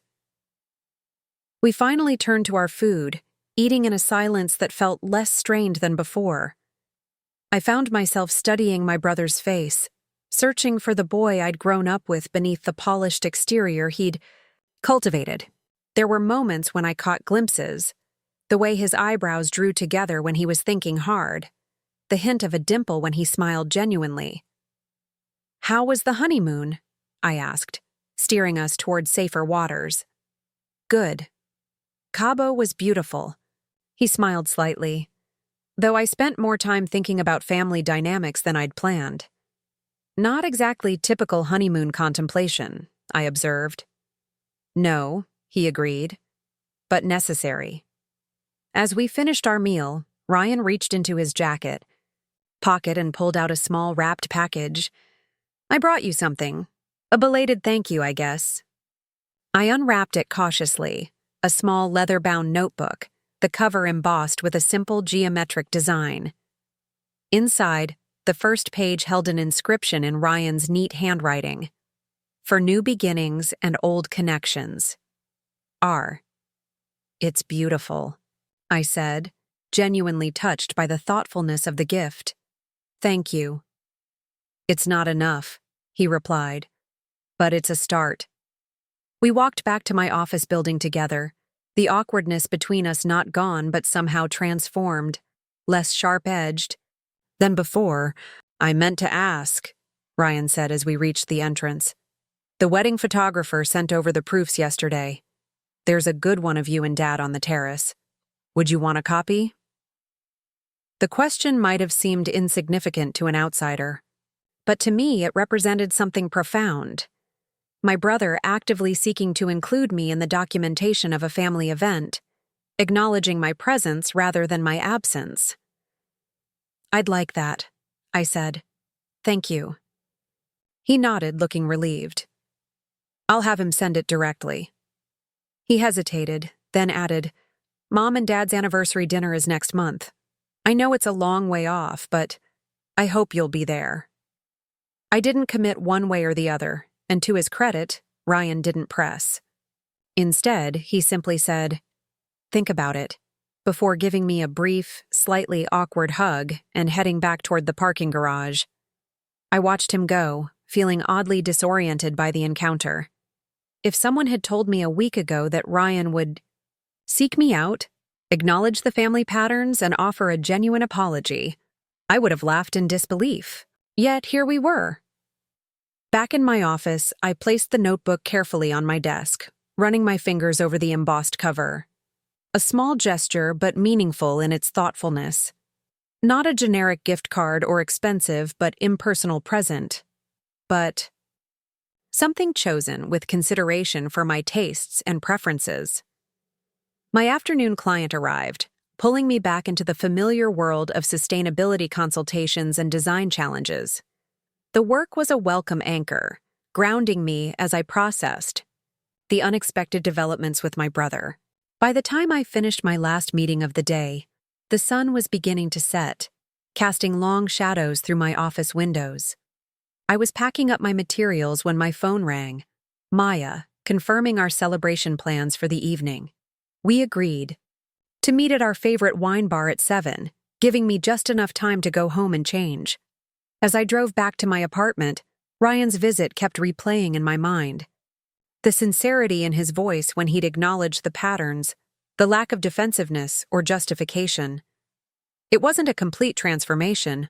One conversation couldn't erase years of entrenched dynamics, but it was a genuine step in a new direction. At home, I changed into jeans and a soft blue sweater, more casual than my work attire, but still nice enough for an evening out. As I was applying a touch of lipstick, my phone buzzed with a text. I expected Maya with a last-minute change of plans, but instead saw my mother's name on the screen. "I understand you've been nominated for a business award. Congratulations."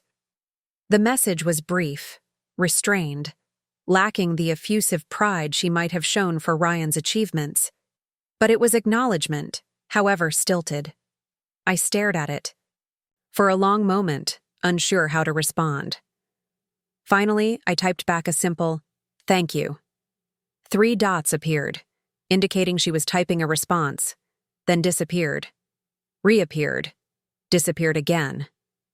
Finally, "Your father and I would like to take you to dinner to celebrate. Your choice of restaurant." I blinked at the screen, surprised by the offer. In all my adult years, I couldn't remember my parents ever suggesting a celebration dinner, specifically for my accomplishments. Family meals, yes. Celebrations centered around Ryan's milestones with my achievements mentioned as an afterthought, certainly. But never this. A dinner explicitly to acknowledge my success.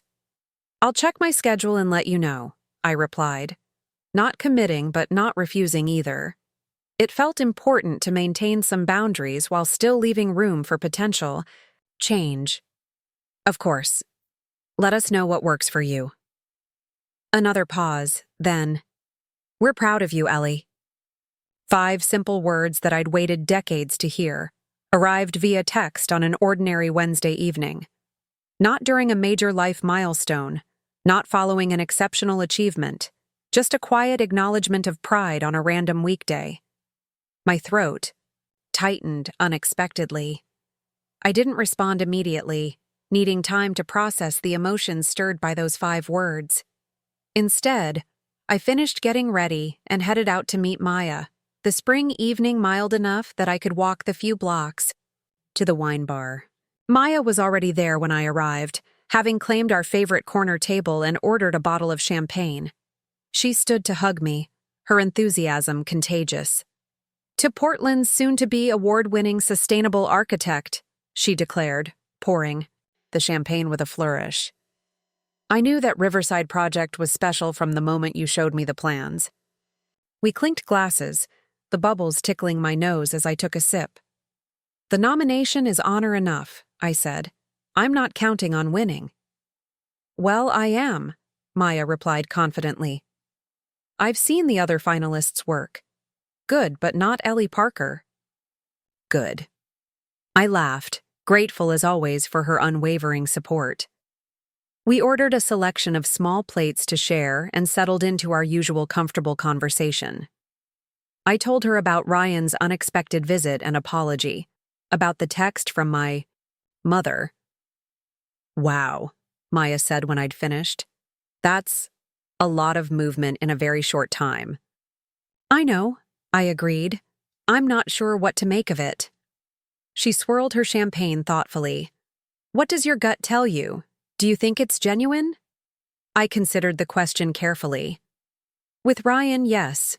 He seemed truly reflective, not just going through motions to smooth things over. With my mother, I shrugged. The jury's still out. The text felt stiff, formal, like something my father might have encouraged her to send. "But she sent it," Maya pointed out. "That's something." "It is," I acknowledged. "A small something, but still." "So what now?" she asked. "Family therapy? Group hugs? Passive-aggressive holiday dinners until the end of time?" I smiled at her characterization. "I don't know. I'm taking it one day at a time, setting boundaries where I need to, but also leaving room for change, I guess." Maya nodded approvingly. "That's healthy. and very mature of you. I'd probably still be holding a grudge. Oh, I haven't forgotten anything, I clarified. But I'm starting to think that holding on to anger isn't serving me anymore. It's just keeping me tied to old patterns in a different way. She raised her glass again. To new patterns, then, and to friends who've seen your brilliance all along. We spent the rest of the evening in pleasant conversation, the champagne giving way to a nice Pinot Noir as we shared stories and made plans for an upcoming hiking trip. By the time we parted ways, the night had fully settled over Portland, stars barely visible through the city lights. I walked home slowly, enjoying the mild evening and the sense of possibility that seemed to hover in the air. The week's events had shifted something fundamental, though I couldn't yet fully articulate what or how. It wasn't a neat resolution. My relationship with my family still held decades of complicated history, patterns that couldn't be undone in a matter of days. But something had changed. A door had opened, if only slightly. Back in my apartment, I kicked off my shoes and made a cup of chamomile tea, carrying it out to my small balcony. The city stretched before me, lights twinkling in office buildings and apartments, lives unfolding in countless different ways. Somewhere across town, my parents were in their house, perhaps discussing the text my mother had sent, perhaps not. Ryan and Vanessa were settling into married life in their downtown condo, each of us moving through our own orbit, connected yet separate. My phone buzzed with a new email, the wedding photographer sending the photo Ryan had mentioned. I opened the attachment, curious despite myself. The image appeared on my screen. My father and me on the terrace during the reception, the sunset, casting a golden glow over the scene. We were both looking out toward the river, profiles illuminated, a moment of quiet amid the celebration. Not posed, not performative, just authentic. I studied the photo for a long moment, struck by how clearly it captured something I'd rarely seen documented, a genuine connection with my father, undefined by my relationship to Ryan or my mother's expectations, just the two of us, present, in a shared moment. Without overthinking it, I sent a quick text to my mother. Thursday next week would work for dinner. There's a new place on Division Street I've been wanting to try. Her response came almost immediately. Thursday works for us. Send the details and we'll make reservations. I set my phone down, turning my attention back to the city spread, out before me. One small step, neither a capitulation nor a complete reset, just an opening. A willingness to see what might be possible in this new territory where I no longer sought their validation, but remained open to genuine connection. The next morning dawned bright and clear, Portland's notoriously rainy spring offering a reprieve of sunshine. I woke early, drawn out of sleep by the golden light filtering through my curtains. For a moment I lay still, enjoying the quiet, then reached for my phone to check the time. Among the usual notifications was a text from an unknown number, sent just minutes earlier. Ellie, it's Vanessa. Ryan gave me your number. I was wondering if you might have time for coffee sometime this week. There are some things I'd like to discuss in person. I stared at the message, surprised by the unexpected overture from my sister-in-law. Our interactions had been limited and largely superficial, defined more by her relationship with Ryan than any genuine connection between us. What could she possibly want to discuss that required an in-person conversation? Curiosity won out over caution. I could do tomorrow morning, 9 a.m. at Timber and Bean on Hawthorne, I replied. Perfect. See you then, came the immediate response. I set my phone aside and went through my morning routine, shower, coffee, brief meditation on the balcony, all the while wondering what Vanessa might want. A peace offering? An explanation? A request to forget the past and play happy family? For Ryan's sake? By the time I arrived at work, the question had faded to the background as more immediate concerns took precedence. The magazine interview was scheduled for the following week, and there were preparations to make. My assistant had gathered examples of our most innovative projects, sustainability reports that highlighted our commitment to ecological design, and testimonials from satisfied clients. The photographer wants to know if you'd prefer the office. Shoot or something on site at Riverside Commons, she said, handing me the schedule for approval. Riverside, definitely, I replied. The work should be the focus, not me. She nodded, making a note. Also, someone from the Westbrook Foundation called. They're interested in discussing potential collaboration on their new community center project. The Westbrook Foundation was a major player in Portland's philanthropic circles, known for funding innovative social projects. Their interest represented a significant opportunity for GreenPath Designs, a chance to showcase our approach to sustainable architecture on a larger scale. Schedule a meeting as soon as possible, I said, unable to keep the excitement from my voice. This could be exactly the kind of project we've been hoping for. The day passed in a productive blur of client calls and design reviews. I stayed, later than usual, going over preliminary sketches for a new apartment complex that aimed to incorporate urban gardening spaces into the building design. By the time I left the office, the sun was setting, casting long shadows across the street. I stopped at the market on my way home, picking up ingredients for a simple dinner. As I moved through the aisles, selecting produce and herbs, I found myself thinking about the upcoming coffee with Vanessa. What would I say to her? How much honesty could our fledgling relationship bear? At home, I chopped vegetables and prepared a stir-fry, finding comfort in the familiar motions. The routine task gave my mind space to wander, reflecting on the week's unexpected developments. Ryan's apology, my mother's text, now Vanessa reaching out. The Parker family dynamics were shifting in ways I couldn't have anticipated. After dinner, I curled up on the couch with a glass of wine and the notebook Ryan had given me. I turned it over in my hands, admiring the craftsmanship of the leather binding, the precision of the embossed design. Then, almost on impulse, I opened to the first blank page and began to write.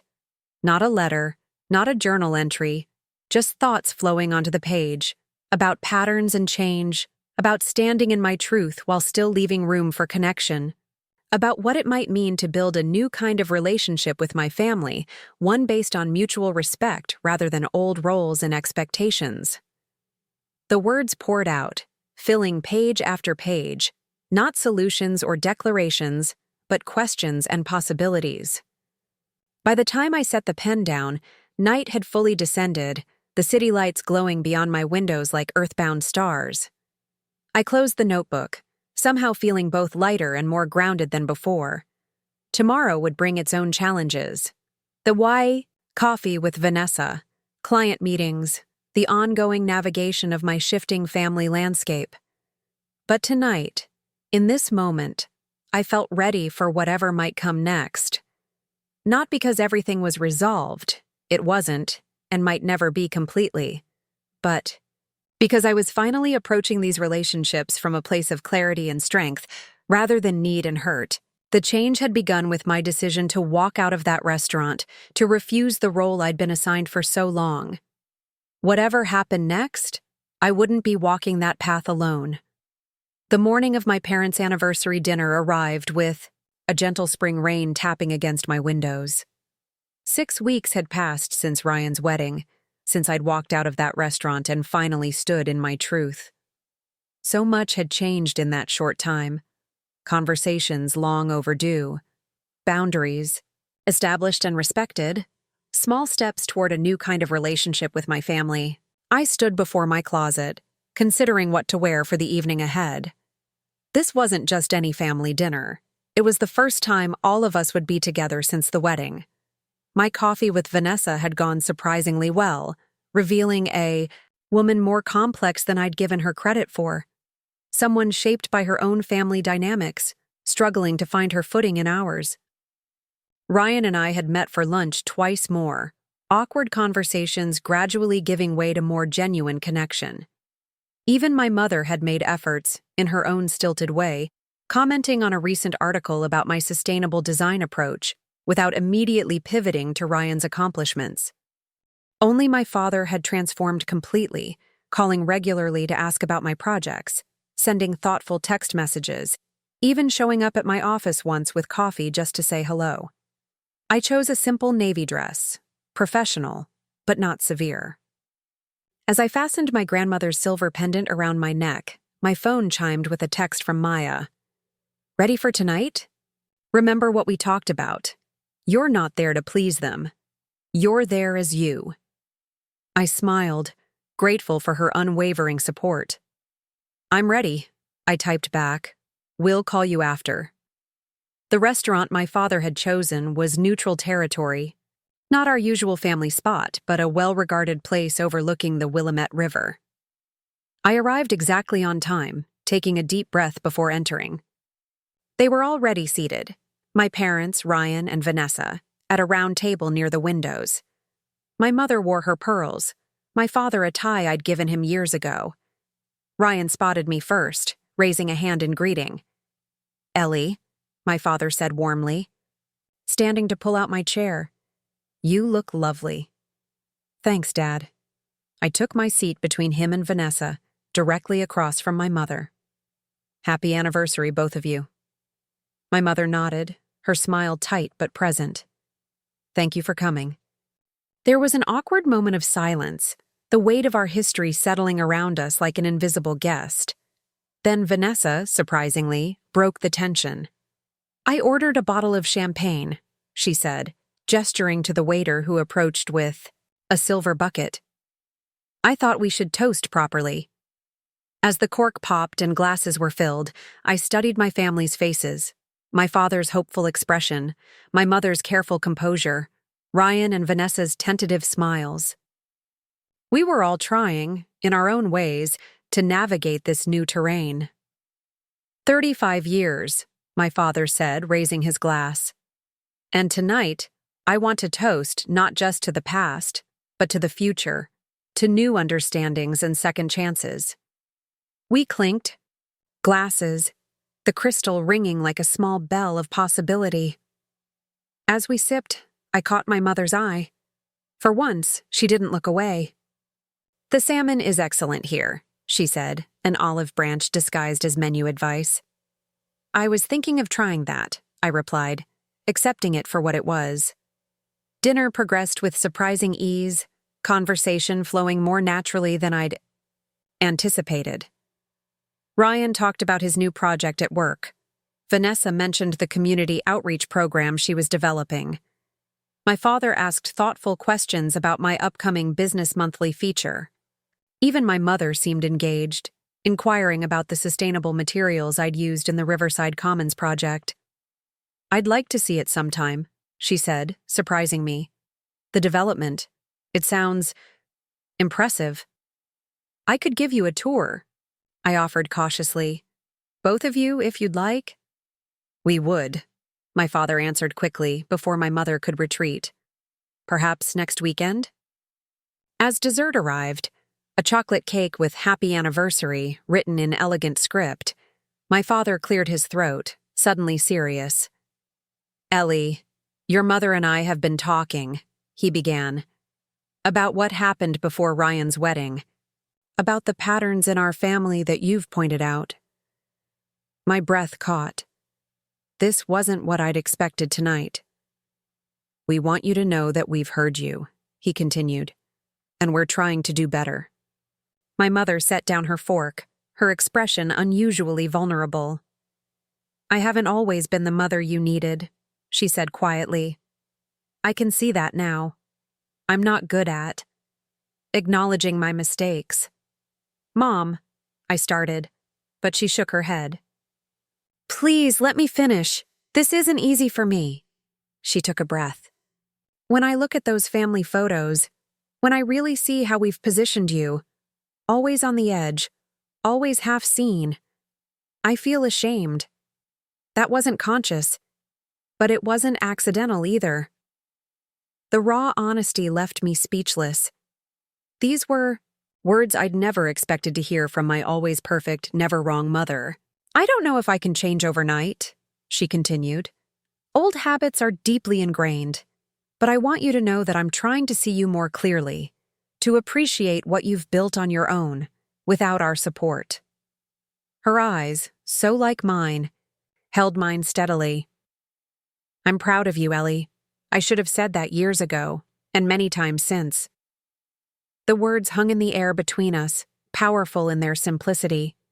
Not a grand declaration of transformation, not a promise of perfection, just an honest acknowledgement and a step toward something new. Thank you, I said, my voice steady despite the emotion rising in my chest. That means a lot to me. Ryan reached across the table, squeezing my hand briefly. We're all learning, he said. Even me, the supposedly perfect favorite child. His self-deprecating smile broke the tension, drawing a small laugh from everyone. As we finished our dessert and prepared to leave, my father handed me a small envelope. What's this? I asked. Open it later, he said. It's not a big thing, just something I want you to have. Outside the restaurant, the evening had cleared, stars visible above the city lights. We said our goodbyes in the parking lot, hugs that felt less performative, more genuine than they had in years. Lunch next week? Ryan asked. That sustainable cafe near your office? I'd like that, I said, and meant it. As they drove away, my parents in one car, Ryan and Vanessa in another, I stood for a moment, breathing in the cool night air. Then I opened the envelope my father had given me. Inside was a small, faded photograph I'd never seen before. Me at perhaps 4 years old, sitting on my father's shoulders, both of us laughing. On the back, in my father's neat handwriting, the day you taught me to see the world differently. I'm sorry it took me so long to remember. Driving home, I felt a curious sense of peace settle over me. Not because everything was resolved, it wasn't, and might never be completely. Patterns established over decades don't disappear in weeks. But something fundamental had shifted. I had changed, finding my voice and standing in my truth. And to my surprise, my family was changing too, in their own imperfect ways. As I pulled into my parking space, my phone lit up with a text from Maya. How did it go? I smiled, thinking of how to capture the evening. Different, I typed. In all the right ways. At home, I placed the photograph my father had given me on my bedside table, propped against my lamp where I would see it first thing in the morning. Then I took out the leather notebook Ryan had given me and opened to a fresh page. 6 weeks ago, I wrote, I walked out of a restaurant because I finally understood my worth couldn't be defined by people who refused to see me clearly. Tonight, I sat at a table with those same people, but everything was different, not because they've completely changed, but because I have. I paused, pen hovering over the page, thinking about the journey of these past weeks. Then I continued writing. Sometimes the bravest thing isn't walking away. Sometimes it's walking back in on your own terms, bringing your full self to the table, and giving people the chance to meet you there. Not everyone will, but when some do, even imperfectly, even hesitantly, it creates space for something new to grow. Outside my window, Portland's lights twinkled against the night sky. Tomorrow would bring its own challenges. More family dinners, more moments of backsliding into old patterns, more opportunities to stand firmly in my truth. But tonight, in this moment, I felt ready for whatever came next. Not because everything was fixed, but because I finally understood that my value had never depended on anyone else's recognition. It had been there all along, waiting for me to claim it. Up next, you've got 2 more standout stories right on your screen. If this one hit the mark, you won't want to pass these up. Just click and check them out.